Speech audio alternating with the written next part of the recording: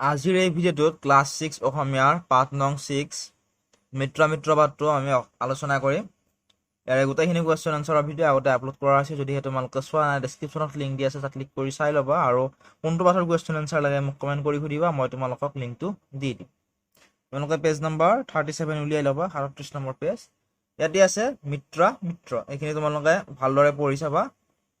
তাৰ তলত দি আছে ৰাজকাৰেঙৰ এটা কক্ষত মহাৰাজ অতি দুখ মনেৰে বহি আছে। এই ছবিটোত দেখাই পাইছা, এইটো হ'ল ৰাজকাৰেঙৰ ছবি। আৰু ইয়াৰে যিকোনো এটা কোঠাত মহাৰাজ, এইজন হ'ল মহাৰাজে অতি দুখ মনেৰে বহি আছিল। কাষত বহি আছে মহামন্ত্ৰী, আৰু কাষত এইজন হ'ল মহামন্ত্ৰী, এইজন মহাৰাজ আৰু এইজন হ'ল মহামন্ত্ৰী। মহাৰাজ সকলো শেষ হৈ গ'ল মহামন্ত্ৰী। তাৰপিছত মহাৰাজে মহামন্ত্ৰীক ক'লে যে মহামন্ত্ৰী সকলো শেষ হৈ গ'ল। মহামন্ত্ৰী হুমুনিয়া এৰি, আপোনাক সান্তনা দিবলৈ মোৰ যে কোনো ভাষা নাই মহাৰাজ। তাৰপিছত মহামন্ত্ৰীজনে মহাৰাজক ক'লে, মহাৰাজ আপোনাক সান্তনা দিবলৈ মোৰ কোনো ভাষা নাই। মহাৰাজ এতিয়া কি হ'ব উপায়? তাৰপিছত মহাৰাজে মহামন্ত্ৰীক ক'লে যে এতিয়া কি হ'ব? এবাৰ প্ৰচণ্ড শোক পাই থৈছোৱেই, আৰু এটা শোক, হে ভগৱান, মই আৰু কিমান সহ্য কৰিম? এনেদৰে মহাৰাজে মহামন্ত্ৰীক ক'লে। মহামন্ত্ৰী, ধৈৰ্য ধৰাটো ভাল মহাৰাজ, ভগৱানে কিবা উপায় দিবও পাৰে। তাৰপিছত মহামন্ত্ৰীয়ে মহাৰাজক ক'লে যে মহাৰাজ আপুনি অলপ ধৈৰ্য ধৰাটোৰ প্ৰয়োজন, ভগৱানে কিবা নহয় কিবা উপায় দিবও পাৰে, সেইবাবে আপুনি অলপ সময় ধৈৰ্য ধৰক। মহাৰাজ আৰু কি উপায় বাকী থাকিব পাৰে মহামন্ত্ৰী? তাৰপিছত মহাৰাজে মহামন্ত্ৰীক ক'লে যে মহামন্ত্ৰী আৰুনো কি উপায় বাকী আছে? দেশ বিদেশৰ উত্তম বেশসকলেও মহাৰাণীক জীয়াই তুলিব নোৱাৰিলে। হে ঈশ্বৰ, কি কৰিলে? দেশ বিদেশৰ বিভিন্ন দেশৰ সকলোতকৈ ভাল, মানে উত্তম মানে হ'ল সকলোতকৈ ভাল বেশসকলেও বা ডাক্তৰসকলেও মহাৰাণীক জীয়াই তুলিবলৈ নোৱাৰিলে। এজন দ্বাৰপালে হেঁপাই প্ৰৱেশ কৰে। দ্বাৰপাল হ'ল এজনে কি কৰিছিল? দৌৰি আহি হেঁপাই প্ৰৱেশ কৰিছিল। দ্বাৰপাল, মহাৰাজৰ জয় হওক, মহাৰাজৰ জয় হওক। দ্বাৰপালজনে মহাৰাজক ক'লে যে মহাৰাজৰ জয় হওক, মহাৰাজৰ জয় হওক। মহাৰাজ কিবা খবৰ দ্বাৰপাল? তাৰপিছত মহাৰাজে দ্বাৰপালক সুধিলে যে কিবা খবৰ আছেনে দ্বাৰপাল? তাৰপিছত দ্বাৰপালজনে ক'লে এটা ভাল খবৰ আছে মহাৰাজ। দ্বাৰপালজনে মহাৰাজক ক'লে যে এটা ভাল খবৰ আছে। মহাৰাজ ভাল খবৰ শীঘ্ৰে কোৱা। তাৰপিছত মহাৰাজে ক'লে যে ভাল খবৰটো সোনকালে কোৱা। দ্বাৰপাল, মহাৰাজ যজ্ঞদত্ত নামৰ ব্ৰাহ্মণ পণ্ডিতজনৰ কথাকে ক'বলৈ বিচাৰিছোঁ, যিজনক কাইলৈ প্ৰত্যুষতে শূলবিদ্ধ কৰা হ'ব। দ্বাৰপালজনে ক'লে যে মহাৰাজ যজ্ঞদত্ত নামৰ ব্ৰাহ্মণ পণ্ডিতজনৰ কথা মই ক'বলৈ বিচাৰিছোঁ, যিজনক কাইলৈ শূলবিদ্ধ কৰা হ'ব, মানে মৃত্যুদণ্ড দিয়া হ'ব, তেওঁৰ কথা কৈছোঁ। মহাৰাজ ৰাজকোঁৱৰৰ ঘাতক বন্দীজনৰ কথাকে কৈছানে? মহাৰাজে ক'লে যে ৰাজকোঁৱৰৰ সেই ঘাতক বন্দীজনৰ কথা কৈছানে? দ্বাৰপাল, হয় মহাৰাজ, তেওঁ বোলে মহাৰাণীক জীয়াই তুলিব পাৰিব। তাৰপিছত দ্বাৰপালে ক'লে যে হয়, ৰাজকোঁৱৰৰ ঘাতক বন্দীজনৰ কথাই কৈছোঁ, আৰু তেওঁ বোলে মহাৰাণীক জীয়াই তুলিবলৈ পাৰিব। মহাৰাজ আৰু মহামন্ত্ৰী দুয়োজনে ক'লে, কি ক'লা? মহাৰাজ, যদি সেয়ে সত্য, তেন্তে শীঘ্ৰে তেওঁক কাৰাগাৰৰ পৰা মুকলি কৰি ৰাণীৰ ওচৰলৈ লৈ যোৱা। তাৰপিছত মহাৰাজে ক'লে যদিহে এয়া সত্য, মানে যজ্ঞদত্ত নামৰ ব্ৰাহ্মণ পণ্ডিতজনে মহাৰাণীক জীয়াই তুলিব পাৰে, তেতিয়াহ'লে তেওঁক অতি সোনকালে কাৰাগাৰৰ পৰা মুকলি কৰি ৰাণীৰ ওচৰলৈ লৈ যোৱা। যেনে হ'ল ৰাণী, গতিকে ৰাণীৰ ওচৰলৈ লৈ যাব দিছে। কাক লৈ যাবলৈ দিছে? যজ্ঞদত্ত নামৰ ব্ৰাহ্মণ পণ্ডিতজনক।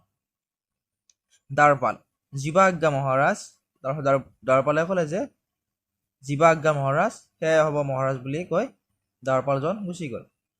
মহাৰাজ মন্ত্ৰীৰ হাতত বেকুলতাৰে ধৰি, মহাৰাজে মন্ত্ৰীজনৰ হাতত বেকুলতাৰে ধৰিলে আৰু ক'লে, এয়া সম্ভৱ জানো মহামন্ত্ৰী?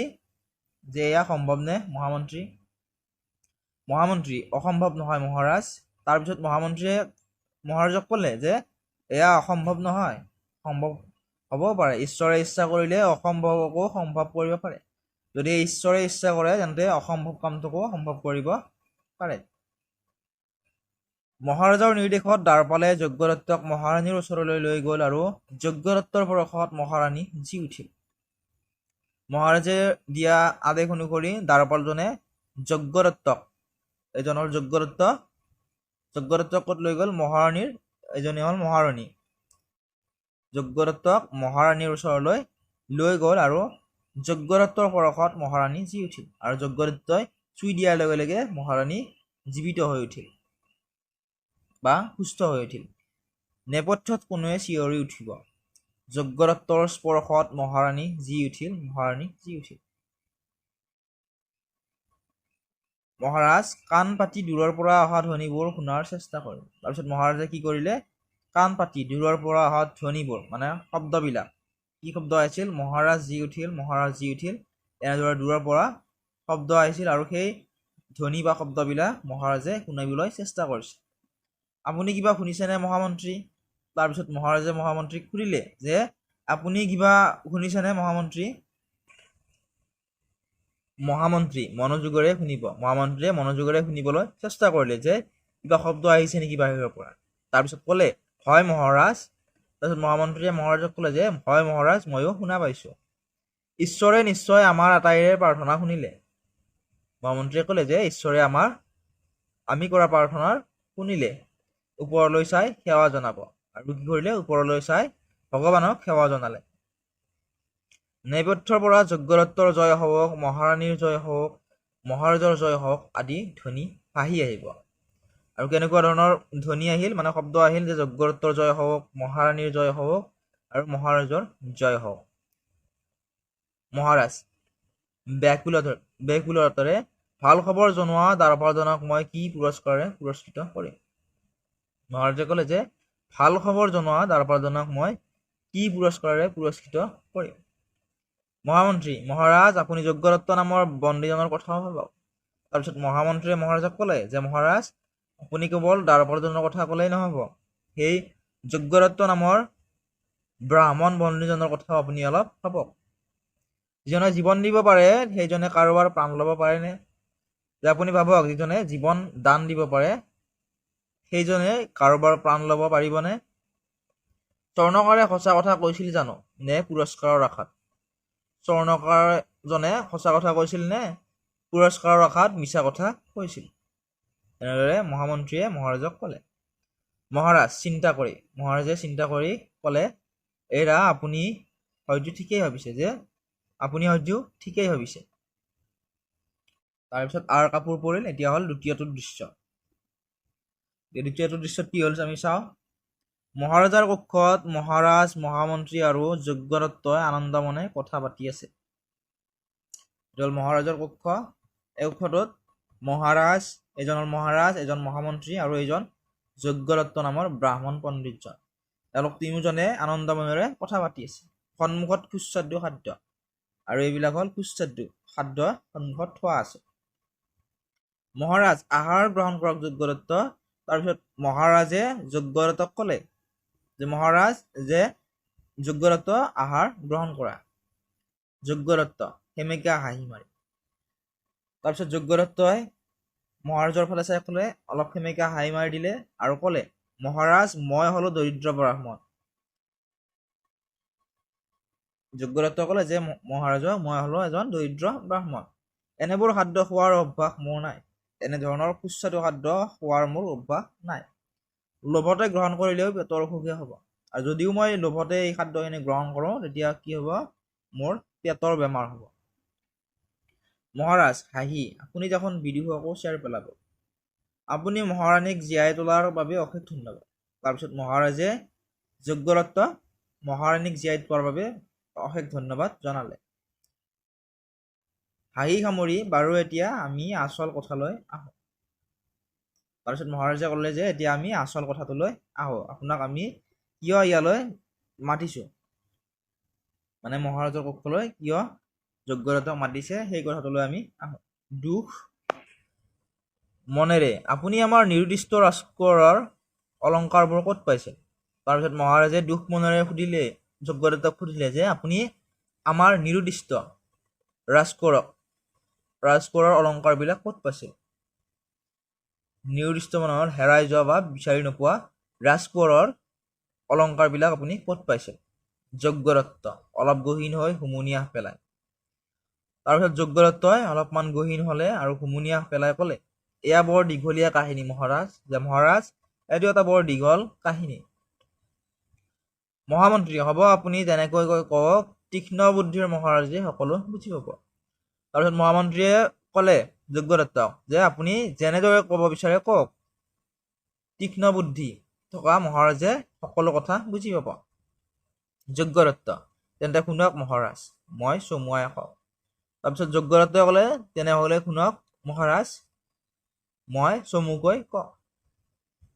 মই বৰ দুখীয়া পৰিয়ালৰ লোক, যে মই এজন দুখীয়া পৰিয়ালৰ মানুহ। আমি প্ৰায়েই লঘোণে থাকিবলগীয়া হয়, আৰু আমি কি কৰিবলগীয়া হয়, প্ৰায়ে লঘোণে থাকিবলগীয়া হয়। সেইবাবে মোক এলেহুৱা বুলি পত্নীয়ে সদায় ককৰ্থনা কৰে, আৰু সেইকাৰণে মোক মোৰ পত্নীয়ে এলেহুৱা বুলি সদায় ঠাট্টা মস্কৰা কৰে। তেওঁৰ ককৰ্থনা সহিব নোৱাৰি সেইদিনা মই ঘৰৰ পৰা ওলাই গ'লোঁ, আৰু মোৰ পত্নীৰ ককৰ্থনা বা ঠাট্টা মস্কৰা সহিব নোৱাৰি সেইদিনাও মই ঘৰৰ পৰা ওলাই গৈছিলোঁ। এনেদৰে গৈ গৈ এখন ডাঠ হাবিত সোমালোঁ। এনেদৰে ঘৰৰ পৰা ওলাই গৈ মই এখন ডাঠ হাবিত সোমালোঁ, মানে বহুতো জংঘল থকা বা গছ গছনি থকা হাবি এখনত সোমালোঁ। এনেতে তাত বহুতো প্ৰাণীৰ আৰ্তনাদ শুনি মই ঘাঁহেৰে আবৃত এটা কুঁৱাৰ কাষ পালোঁগৈ। ঠিক তেনেতে বহুতো প্ৰাণীৰ চিঞৰ বাখৰ শুনি মই ঘাঁহেৰে আবৃত এটা কুঁৱাৰ ওচৰ পালোঁগৈ। মহামন্ত্ৰী, মহামন্ত্ৰীয়ে ক'লে যে তাৰপিছত কি হ'ল। যজ্ঞদত্ত, তললৈ জুমি চাই দেখিলোঁ। যজ্ঞদত্তই ক'লে যে তললৈ জুমি চাই মই দেখা পালোঁ সেই কুঁৱাটোত এটা বাঘ, এডাল সাপ, এটা বান্দৰ আৰু এজন মানুহ পৰি আবদ্ধ হৈ আছে। যজ্ঞদত্তই ক'লে যে সেই কুঁৱাটোত এটা বাঘ আছিল, এডাল সাপ আছিল, এটা বান্দৰ আছিল আৰু এজন মানুহ পৰি আবদ্ধ হৈ আছিল। মানুহ বুলি কাৰ কথা কৈছে, ৰাজকোঁৱৰৰ কথা কৈছে, কাৰণ ৰাজকোঁৱৰ কি আছিল, নিৰুদ্দিষ্ট হৈ আছিল। এজন মানুহ পৰি আবদ্ধ হৈ আছিল। মহাৰাজ উদ্বিগ্নতাৰে, আপুনি আটাইকে উদ্ধাৰ কৰিলেনে। এতিয়া মহাৰাজে ক'লে যে আপুনি গোটেইকেইজনকে উদ্ধাৰ কৰিলেনে। যজ্ঞদত্ত, হয় মহাৰাজ, সকলোকে উদ্ধাৰ কৰাৰ পাছত আটাইয়ে মোক কিবা কিবি দিম বুলি প্ৰতিশ্ৰুতি দিলে। যজ্ঞদত্তই ক'লে যে হয় মহাৰাজ, মই সকলোকে উদ্ধাৰ কৰিলোঁ, আৰু সকলোকে উদ্ধাৰ কৰাৰ পিছত গোটেইকেইজনে মোক কিবা কিবি দিম বুলি প্ৰতিশ্ৰুতিও দিলে। বান্দৰ, বাঘ আৰু সৰ্পই নিশ্চয়কৈ সেই প্ৰতিশ্ৰুতি ৰক্ষা কৰিলে। বান্দৰ, বাঘ আৰু সৰ্প মানে হ'ল সাপ, সাপে সেই প্ৰতিশ্ৰুতি ৰক্ষা কৰিলে। বান্দৰে মোক সুমিষ্ট ফল দিলে আৰু সি মোক বাঘৰ গুহালৈ লৈ গ'ল। বান্দৰে কি কৰিলে, যজ্ঞদত্ত সুস্বাদু ফল দিলে আৰু বাঘৰ গুহাটোলৈ লৈ গ'ল। বাঘে যথাবিধি সেৱা সৎকাৰ কৰি মোক 100 মান অলংকাৰ দি ক'লে, এয়া ৰাজকোঁৱৰৰ অলংকাৰ আছিল, আজিৰ পৰা এইবিলাক আপোনাৰ। তাৰপিছত বাঘে সেৱা শুশ্ৰূষা কৰি যজ্ঞদত্তক 100 মান অলংকাৰ দি ক'লে যে এইখিনি হ'ল ৰাজকোঁৱৰৰ অলংকাৰ, আজিৰ পৰা এই অলংকাৰখিনি আপোনাৰ। মহামন্ত্ৰী, মহাৰাজ, মই ঠিকেই অনুমান কৰিছিলোঁ যে এইজন দৰিদ্ৰ ব্ৰাহ্মণে ধন সোণৰ লোভত অপকৰ্ম কৰিব নোৱাৰে। মহামন্ত্ৰীয়ে ক'লে যে মই ঠিকেই অনুমান কৰিছিলোঁ যে এইজন দৰিদ্ৰ ব্ৰাহ্মণে ধন সোণৰ লোভত এনেকুৱা ধৰণৰ বেয়া কাম বা অপকৰ্ম কৰিবলৈ নোৱাৰে। ৰাজকুমাৰক এহেঁতে কি কৰা নাই, মৰা নাই বা। মহাৰাজ, কৈ যাওক ডাঙৰীয়া, কৈ যাওক। মহাৰাজে ক'লে যে কৈ যাওক ডাঙৰীয়া। ডাঙৰীয়া বুলি কাক কৈছে, যজ্ঞদত্তক কৈছে, কৈ যাওক। যজ্ঞদত্ত, আমাৰ দৰিদ্ৰতা নিবাৰণৰ অৰ্থে সেই অলংকাৰখিনি লৈ মই গাঁতৰ পৰা উদ্ধাৰ কৰা স্বৰ্ণকাৰজনৰ ওচৰ পালোগৈ।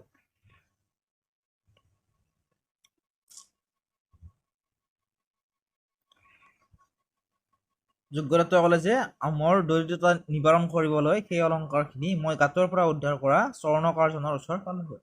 গাঁতৰ পৰা কি কৰিছিল, এজন মানুহকো উদ্ধাৰ কৰিছিল। সেই মানুহজন কোন আছিল, এজন স্বৰ্ণকাৰ আছিল।